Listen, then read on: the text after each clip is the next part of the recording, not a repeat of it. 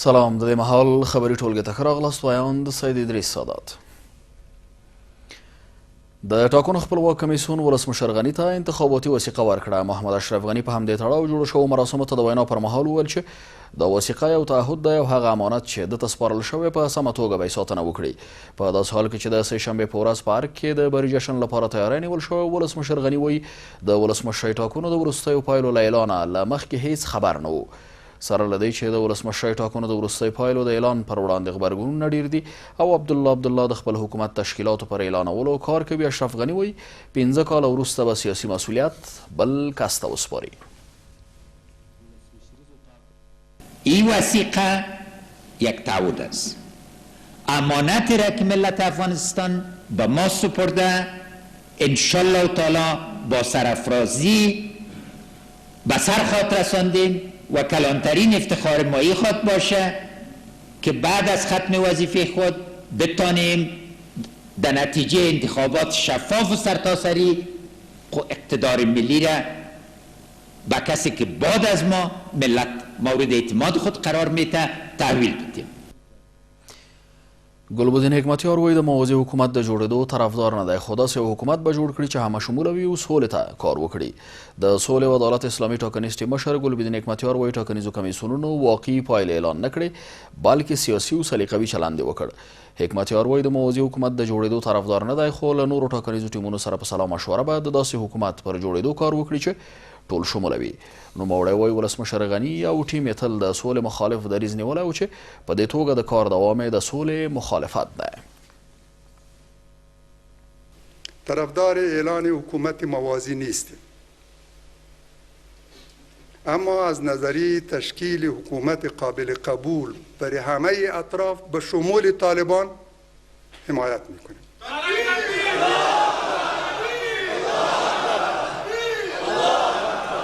حکومتی که هم مؤمد پروسه صلح باشد و هم ضامن برگزاری انتخابات شفاف آینده. په همدې حال کې د روسیې بهرنی چارو وزیر وایي هیله لري چې د وروستیو پایلو اعلان د افغان سولې مانع نه شي. سرګی لاوروف چې د روسیې بهرنی چارو وزارت کې د افغانستان د ولسي جرګې له رئیس سره یو ځای خبریالانو ته خبرې کولې وویل سوله د افغانانو لومړیتوب دی او هیله لري چې د ټاکنو پایلې مانع نه شي. دا په داسې حال کې ده چې د ولسمشریزو ټاکنو د وروستیو پایلو تر اعلان وروسته تر اوسه هیڅ هیواد غبرګون نه دی ښودلی.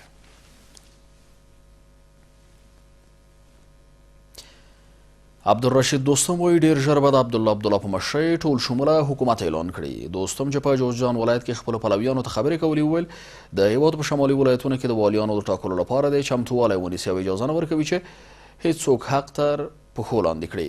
دوستم وایي د ټاکنو خپلواک کمیسیون د پایلو په اعلان سره نه یوازې د سولې پروسه سبوتاژ کړه بلکې هیواد له یو ستر بحران سره هم مخ کړ.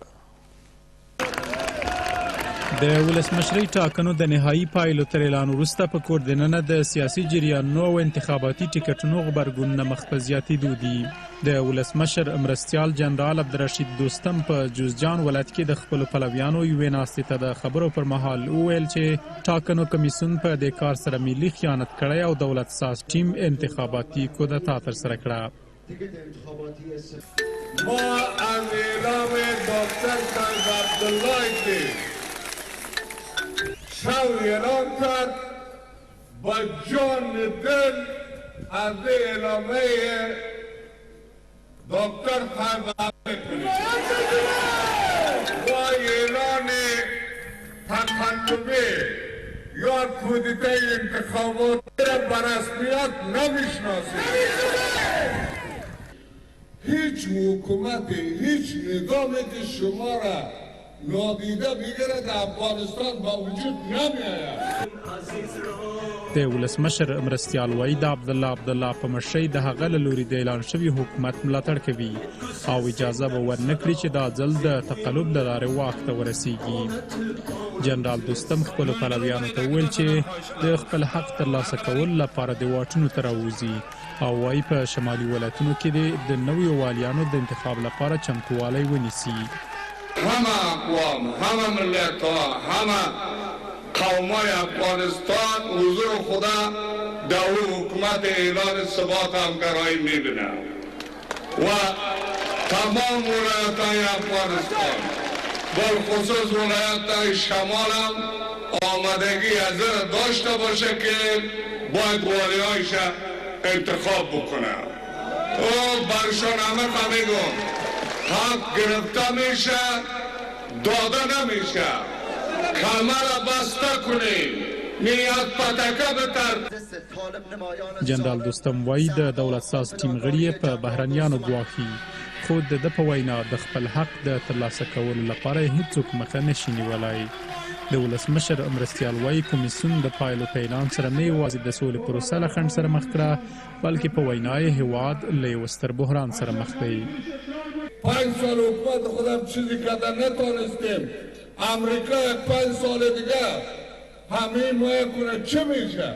از کده بدتر میشه این کشور. صلح در اون طرف میمانه مذاکره میمانه آل دیگه این در بین ملت های با هم برادر تفریقه را ایجاد میکنه. ناتو گفته این گفته حالا اردو گفته اردو به خود کار داره.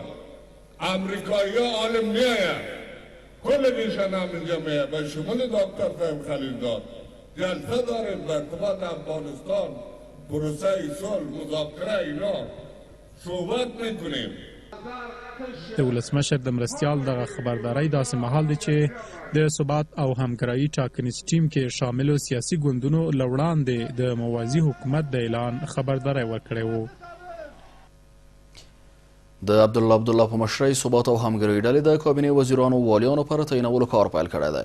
په دې ډله کې شامل سیاسي احزاب په همشموله حکومت او حکومتي بنسټونو کې د تغییراتو پر راوستو کار کوي او ډیر ژر به یې اعلان کړي. عبدالله د ټاکنو د وروستیو پایلو تر اعلان یوه ورځ وروسته د ټاکنو د ټولو کمشنرانو د ممنوع الخروج حکم ورکړی دی. په ورته مهال د ګلبدین حکمتیار ټاکنیزه ډله وایي پایله له اساسه بې بنسټه او پر تقلب ولاړه ده او له مشروع او قانوني لارو به یې مخه ونیسي. د ولسمشرۍ ټاکنو د نهایي نتایجو تر اعلان وروسته چې ټاکنو کمیسیون محمد اشرف غني د انتخاباتو ګټونکی اعلان کړ خو مقابل طرف ثبات او همکارۍ د انتخاباتو نتیجه او کمیسیون بې اعتباره بللو سره د همشمول حکومت جوړولو سربیره په یو حکم کې د ټاکنو کمیسیون رهبري ممنوع الخروج اعلان کړه. په دې حکم کې کورنیو چارو وزارت مکلف ګڼل شوی څو د انتخاباتي کمیسیونونو کمشنران له هیواده وتلو ته پرېنږدي. له دې سره د ثبات او همکارۍ انتخاباتي ډله وایي د دې ټیم رهبري پر کابینه او په حکومتي بنسټونو کې پر اساسي تغییراتو هم کار پیل کړی دی. اقدامات بعدی ما ساختن کابینه، ساختن حکومت و تغییر در تمام نهادهای حکومتی است. امروز هم تعداد از هیئت بلند رتبه از سفارت ایالات متحده آمریکا جمع آقای خلیلزاد با دکتر صاحب عبدالله به شهر شبرغان حضور خواهند یافت. روی چگونگی تشکیل یک کابینه کلی و همشمول کشور صحبت‌ها جریان داره که قریب انشاءالله این کابینه به معرفی گرفته خواهد شد. یاد انتخاباتي ډله وایي له موجود وضعیت څخه د وتلو یوازینی حل د همشمول حکومت رامنځته کول دي چې د ثبات او همکارۍ ډله به یې رامنځته کړي او هغه کار چې د ولسمشرۍ ټاکنو نتایجو په تړاو ارګ ترسره کړ بحران ته د حل لار هم پیدا کړي. راه حل جز ایجاد حکومت همشمول از جانب تیم ثبات و همکارایی چیز دیگری از دست ما یا از طرف ما نیست. اما کاری که ارگ ریاست جمهوری انجام داده چه بهتر است که راه حل ما باید پیدا کنیم. په ورته مهال د ګلبدین حکمتیار په مشرۍ د سولې او اسلامي عدالت انتخاباتي ټیکټ هم وایي د ټاکنو کمیسیون له لورې اعلان شوې نتیجه له اساسه بې بنیاده د قانون خلاف او پر درغلیو ولاړه ده او دوی به اجازه ورنکړي چې څوک دې د درغلیو په وسیله سیاسي قدرت ته ورسیږي. مخالفت با قانون اساسی جمهوری اسلامی افغانستان، در مخالفت با قانون انتخابات است، در مخالفت با طرز العمل هایی است که کمیسیون انتخابات و همچنین کمیسیون سم شکایات انتخاباتی او خودش تهیه و تدوین کرده. بنابراین این نتایج از نظر ما کاملا غیر قانونی، باطل، مردود و نادرست است و تیم انتخاباتی صلح و عدالت اسلامی تمام گزینه‌های متصور و مشروع فعلا سر میز داره و ما از رای مردم افغانستان، از رای ملت افغانستان با تمام توان، مثل که قبلا ما وعده دادیم به ملت خود، وعده سپردیم، از رای مردم افغانستان دفاع میکنیم و نمیگذاریم که در نتیجه تقلب کسی قدرت سیاسی را در افغانستان تصاحب بکنه. د ولسمشرۍ ټاکنو نهایي پایلو پر وړاندې د ثبات او همګرایۍ سولې او اسلامي عدالت ډلو غبرګونونو وراخوا د ولسمشرۍ بل نومان رحمت الله نبیل تېره ورځ د افغانستان د ولسواکۍ د مرګ ورځ بللې ده. پخوانی ولسمشر حامد کرزی د ولسمشرۍ ټاکنو د وروستۍ پایلو اعلان د ملي حاکمیت د تضعیف او تفرقې د رامنځته کېدو لپاره د بهرنیو توطیه بولي. د حامد کرزي له مطبوعاتي دفتره په خپره شوې اعلامیه کې راغلي نوموړي له دې مخکې هم په دارنګه شرایطو کې چې شفافې او عادلانه ټاکنې ممکنه نه وي د ټاکنو ترسره کېدل د بحران او افتراق او د سولې پروسې د مختل کېدو لامل ګڼلي ول. حامد کرزی وایي د ټاکنو په نوم پر افغانانو تحمیل شوې پروسه د ولسواکۍ د ټولو اصولو او ارزښتونو خلاف وه، نو طبیعي ده چې اعلان شوې پایلې به ونه منل شي. د افغانستان پخوانی ولسمشر د ولسمشرۍ ټاکنو د نهایي نتایجو اعلان د ملي حاکمیت د تضعیف او د افغانانو ترمنځ د تفرقې ایجاد په هدف د بهرنیانو توطیه بولي. د پخوانی ولسمشر له مطبوعاتي دفتر څخه په خپرې شوې اعلامیه کې کرزی وایي د پخوا هم ویلي وو چې د شفافو او عادلانه انتخاباتو لپاره د شرایطو په نشتوالي کې انتخابات د بحران او افتراق سبب کیږي او افغانستان او د سولې بهیر مختل کوي. کرزی وایي د انتخاباتو په نوم پر افغانانو تحمیل شوې پروسه غیر ملي او د ولسواکۍ د اصولو خلاف وه. هغه پروسه چې د ټاکنو په نوم پر خلکو تحمیل شوه یوه غیر ملي او د ولسواکۍ د اصولو او ارزښتونو خلاف وه. د خلکو نه ګډون پکې د دې واقعیت ښکارندویي کوي. دا پروسه همداراز تر ډیره د بهرنیو اهدافو منعکس کوونکې ده چې غواړي د ملي حاکمیت په تضعیف او د افغانانو ترمنځ د تفرقې په رامنځته کولو سره خپل پروګرامونه تطبیق کړي. د هیواد مجموعي اوضاع ته په کتو او په ځانګړې توګه هغه څه چې په تېرو 5 میاشتو کې د دې پروسې او د نتایجو د اعلان په تړاو رامنځته شول، ډیره طبیعي ده چې اعلان شوي نتایج ونه منل شي. د افغانستان پخوانی ولسمشر د افغانانو ترمنځ پر ملي وحدت ټینګار کوي او وایي چې ټول باید د سولې پروسې د ملي کولو لپاره هڅې وکړي. موږ افغانان دا مهال تر بل هر وخت ډیر وحدت ته اړتیا لرو څو ټول د سولې پروسې په ملي کولو سره په افغانستان کې ژر د سرتاسري او پایدار سولې او امنیت د ټینګېدو شاهدان اوسو چې د سولې او ازادۍ په فضا کې صندوقونو ته رای واچوو او خپل برخلیک په خپله وټاکو. د افغانستان پخوانی ولسمشر داسې مهال د ولسمشرۍ ټاکنو پایلې د افغانانو د ملي حاکمیت د تضعیف توطیه بولي چې د ټاکنو د پایلو تر اعلان وروسته د ثبات او همګرایۍ ټیم مشر پر دغو پایلو غبرګون وښود او اعلان یې وکړ چې دوی جلا یو همشمول حکومت جوړوي. واشنگټن وایي د افغانستان ټاکنیزې لانجې د سولې پروسه اغېزمنولی شي. د افغانستان د سولې پروسې لپاره د امریکا متحده ایالاتونو د بهرنیو چارو وزارت د ځانګړي استازي مرستیاله میلیپي وایي افغان سیاسیونو ته پکار ده چې خپل منځي اختلافات او انتخاباتي لانجې ژر حل کړي او د سولې بین الافغاني خبرو ته چمتووالی ونیسي. نوموړي زیاتوي چې په افغانستان کې دمګړی د دوی او اکثریت افغانانو لومړیتوب د سولې د پروسې بریالیتوب دی. د امریکا د سولې انسټیټیوټ د افغانستان د سولې د پروسې په اړه ناسته جوړه کړې وه. د افغان سولې د پروسې لپاره د امریکا د بهرنیو چارو وزارت د ځانګړي استازي زلمي خلیلزاد مرستیالې میلیپي چې تازه له قطر څخه امریکا ته ګرځېدلې په دې ناسته کې د سولې پروسې د پرمختګونو په اړه معلومات ورکړل. هغې وویل چې په نږدې ورځو کې طالبانو سره د تاوتریخوالي د کمولو و ورځنۍ امتحاني دوره پیلېږي او که دغه پړاو په بریالیتوب سره پر مخ ولاړ شي امریکا او طالبان به د سولې توافق لاسلیک کړي. میلیپي وایي طالبان باید په دې موده کې ثابته کړي چې پر خپلو جنګیالیو کنټرول او د سولې د ټینګښت لپاره رښتینې اراده لري. دغه امریکایي ډیپلوماټ وایي د افغانستان د ولسمشریزو ټاکنو د وروستیو پایلو له اعلان وروسته راپورته شوی کړکېچ او انتخاباتي لانجې د سولې پروسه اغېزمنولی شي. د دې امکان ډیر دی چې دغه پرمختګونه د سولې له پروسې سره پر تړلو ستونزو سربیره هغه مشکلات اضافه کولی شي چې افغانستان ورسره مخامخ دی. میلیپي وایي دمګړی افغانستان کې د 2 اکثریت افغانانو لومړیتوب د سولې د پروسې بریالیتوب دی. هغه وایي افغانان باید هڅه وکړي چې د سولې رامنځته شوی فرصت ضایع نشي. نوموړي زیاتوي چې د امریکا او طالبانو ترمنځ د توافق له لاسلیک وروسته بین الافغاني خبرې پیلېږي، نو افغان سیاسونو ته پکار ده چې هر څه ژر خپلمنځي اختلافات او انتخاباتي لانجې حل کړي. دا په افغانانو پورې اړه لري او دنده یې ده چې ژر د انتخاباتي پایلو په اړه پریکړه وکړي. زموږ او هغه څه چې موږ فکر کوو د اکثریت افغانانو لومړیتوب اوس سوله او د سولې پروسه ده. ملي پیکه څه هم د خپلمنځي اختلافاتو حل د افغانانو کار بولي، خو وایي کابل کې د امریکا د سفارت سرپرست او شارجلافیر د ځانګړي استازي زلمي خلیلزاد په ملتیا له افغان سیاسي مشرانو سره په سلا مشورو بوخت دی چې دغو ستونزو ته ژر یوه حل لاره وموندل شي. هغې دلته یو ځل بیا وویل چې واشنګټن د سولې پروسې تر بشپړېدو او د یوې پایندې سولې تر ټینګښت پورې افغانستان او په ځانګړې توګه افغان ملي امنیتي او دفاعي ځواکونو سره ملاتړ ته ژمن دی. د زلمي خلیلزاد مرستیاله وایي د امریکا لخوا د سولې پیل شوې پروسه د ناټو، اروپایي ټولنې، روسیې، چین، سویل ختیځې اسیا او منځني ختیځ هېوادونو له ملاتړ څخه برخمنه ده. هغه په دې پروسه کې د پاکستان د رښتینې همکارۍ یادونه هم کوي او وایي پاکستان په دې برخه کې خورا اغېزمن رول لوبولی دی.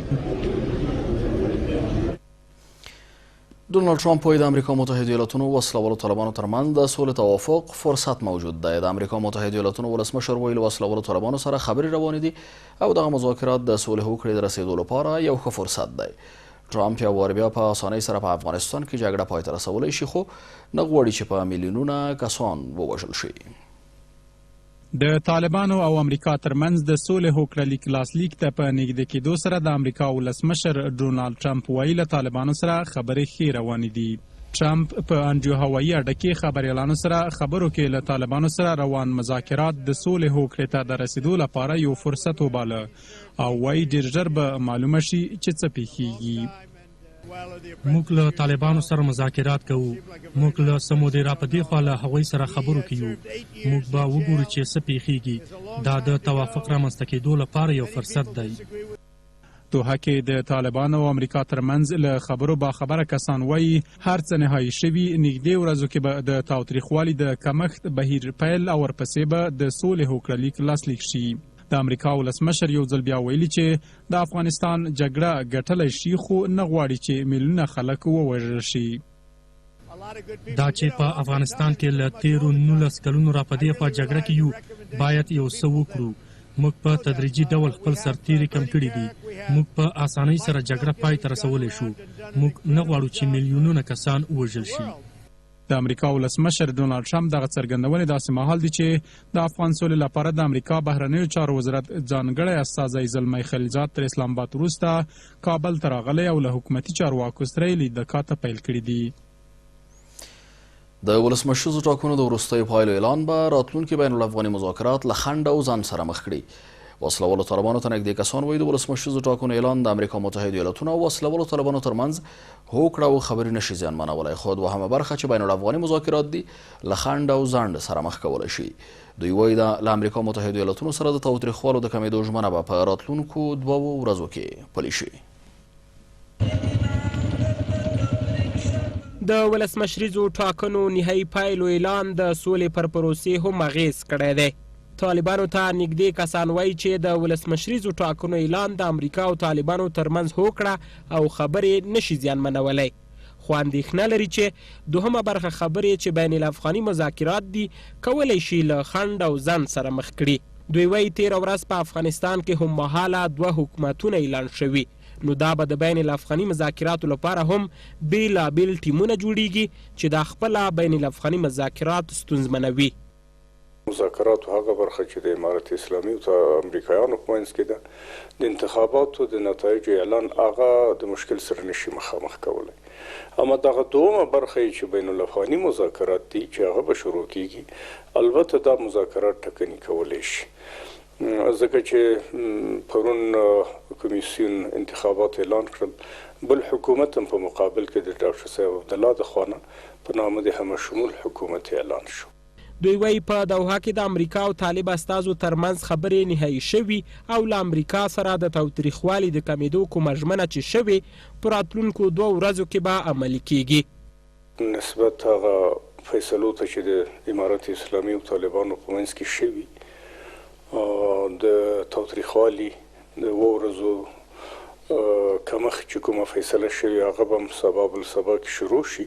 په ورته وخت کې یو شمېر سیاسیون بیا په افغانستان کې د جلا جلا حکومتونو اعلان د اندېښنې وړ بولي او زیاتوي چې د دولت ساز ثبات او همپالنې او بل پلو د طالبانو 3 حکومتونو اعلان به د ستونزو زیاتېدو سربیره د سولې خبرې هم زیانمنې کړي. او ترڅنګ د طالبانو حکومت هم دی چې هغه د ګوري چې خلک محکمو ته ورځي، قضا ته ورځي، په خپل منطقو باندې دوی دغه لري د تسلط لري، نو ارزه کې والیان مقرر دي او یو حکومت بل وس 2 حکومت نور شو چې یو د ډاکټر عبدالله حکومت شو، یو د اشرف غنی حکومت شو، نو افغانستان کې بیا په دې حساب 3 حکومت دی. د کې شک نشته چې دا د سولې لپاره ښه خبره نه ده. پر سولې د ولسمشریزو ټاکنو د نهایي پایلو اعلان اغیزو په تړاو اندېښنې داسې مهال دي چې تېره ورځ طالبانو هم د یوې اعلامیې په خپرولو سره وویل چې په نهایي پایلو کې د اشرف غني اعلانول د سولې پروسې له محتوا سره په تضاد کې عمل دی. رحمت الله نبیل وایي په یو شمېر ولایتونو کې پر خلکو وسلې ویشل کیږي. د امنیت او عدالت ټاکنیز ټیم مشر د ولسمشرۍ ټاکنو پر وروستیو پایلو غبرګون ښیي او وایي وضعیت هومره نازک حالت ته رسېدلی چې په ولایتونو کې د وسلو د ویش بهیر په شدت سره روان دی. نبیل د تقلبي رایو په اساس اعلان شوې پایله د خلکو په خیر نه بولي او زیاتوي چې د ټاکنو پایله باطله ده. د امنیت او عدالت ټاکنیز ټیم همداراز وایي څو چې فعلي وضعیت ښه شوی نه وي نړیواله ټولنه حق نه لري چې کوم اړخ ته رسمیت ورکړي. د امنیت او عدالت ټاکنیز ټیم مشر رحمت الله نبیل د یوې ناستې په ترڅ کې وویل چې اوسنی وضعیت ډېر ترینګلی ده او دغه حالت د خلکو په خیر نه دی. نبیل وایي چې ټاکنیزو کمیسیونونو ستره جفا د ملت په حق کې کړې او زیاتوي چې د انتخاباتو نتیجه باطله ده. نبیل وایي چې وضعیت دومره حساس پړاو ته دننه شوی چې په ولایتونو کې پر خلکو وسلې ویشل کیږي. کشور ما در شرایط بسیار حساس قرار داره. حتما شما شنیدین در ولایت‌های مختلف سلاح توزیع شده. حتما شما شنیدین در در قسمت‌های مختلف افغانستان یک تعداد حلقات شاید باشه یا از روی احساسات یا از اینکه در حقشان عدالت نشده یا اینکه شاید برنامه‌ای باشه عکس‌های یکدیگر را پایین میکنن، مسلح میسازن. نبیل د تقلبي رایو په اساس اعلان شوې پایلې د خلکو په خیر نه بولي. نوموړی وایي چې دی له واکنشي وضعیت سره مخالف دی او همداراز له امنیتي ځواکونو څخه غوښتنه کوي چې په فعلي وضعیت کې خپل بې پرېتوب حفظ کړي. د امنیت او عدالت ټاکنیز ټیم همداراز وایي څو چې روان نازک حالات ښه شوی نه وي نړیواله ټولنه حق نه لري چې اوسني وضعیت کې کوم اړخ په رسمیت وپیژني. از جامعه جهانی ما برایشان یک پیام داریم. به هیچ صورت از هیچ حکومتی که تا وضعیت روشن نشه اینا حق ندارن که به رسمیت بشناسن. این به خیر افغانستان نیست. نبیل همداراز وایي چې په فعلي وضعیت کې به افغانستان کې نه جګړه ختمه شي او نه به هم سوله راشي. نوموړی روان حالات د سولې د متزلزل کېدو په معنا بولي. د امنیت او عدالت ټاکنیز ټیم غوښتنه کوي چې غني، عبدالله او طالبان دې له فعلي ادعاو تیر شي او په کور دننه د بین الافغاني مذاکرات پیل کړي او د مصالحې په نوم د نوي حکومت پر جوړېدو د سلا شي. دکتر صاحب اشرف غنی از ادعای خود بگذره، هم دکتر صاحب عبدالله و هم طالبا، و الا هر چی زودتر مذاکرات بین الافغانی که به نفع افغانستان تمام شود شروع شود، در داخل افغانستان شروع شود. جانب مقابل طالبا و هم اونا هم این را ثابت کنن که چیزی که میگن راست میگن. راست به این معنی که اونا میگن که ما وطن دوست داریم. وطن اگر دوست داری خب باید آتش بس سرتاسری اعلان کنن، از تمام جوانب از خودخواهی خود بگذره و همه ما سلا شویم به تشکیل یک حکومت به نام مصالحه ملی. د امنیت او عدالت ټاکنیز ټیم همداراز وایي چې دوی به یو کسیزه مجموعه جوړه کړي او د مشرانو کورونو ته به ورشي او له اوسني وضعیت څخه د وتلو لپاره به ورته حل لاره وښایي. بهرني خبرونه تر لږ ځنډ وروسته وړاندې کیږي.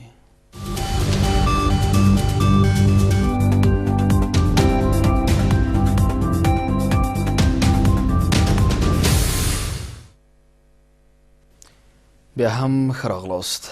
او مسکو د ترکیې لخوا د سوریې د دولتي ځواکونو پر خلاف د احتمالي پوځي ګامونو د ناوړه پایلو په اړه خبرداری ورکړه. د کرملن ماڼۍ ویان دیمیتری پیسکوف ویلي دا به تر ټولو ناوړه سناریو وي چې انقره د سوري ځواکونو پر وړاندې د اقداماتو لپاره د هیواد ته پوځیان واستوي. دا په داسې حال کې ده چې د ترکیې ولسمشر رجب طیب اردوغان د چهارشنبې په ورځ وویل هیواد له ادلیب ښار څخه د سوري ځواکونو د ایستلو لپاره پوځي مداخلې ته چمتو ده. د کرملن ماڼۍ ویان د ډیرو جزئیاتو له ورکولو پرته ویلي مسکو به د داسې احتمالي اقداماتو په تړاو د ترکیې اهدافو ته په کتو غبرګون وښیي. اوسنۍ خبري ټولګه په همدې ځای پای ته رسیږي. پاتې شپه مو نیکمرغه. تر بیا د خدای په امان.